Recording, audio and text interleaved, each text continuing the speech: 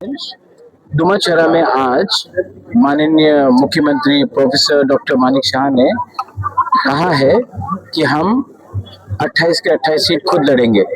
तो मैंने कहा है कि अगर आपने ये चैलेंज दिया है इनडायरेक्टली भी या डायरेक्टली भी हमको, तो हमको भी तो हमारा भी तो एक पॉलिटिकल पार्टी है। We have to fight the elections on our own then, so we are ready for that challenge because I did not say it first.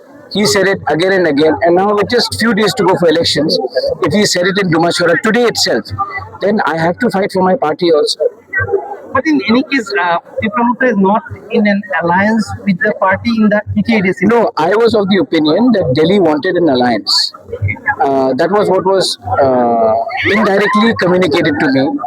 But now that the Chief Minister has made it very clear that he is not keen on an alliance, then I have to also fight and not lose my ground. So we will do that.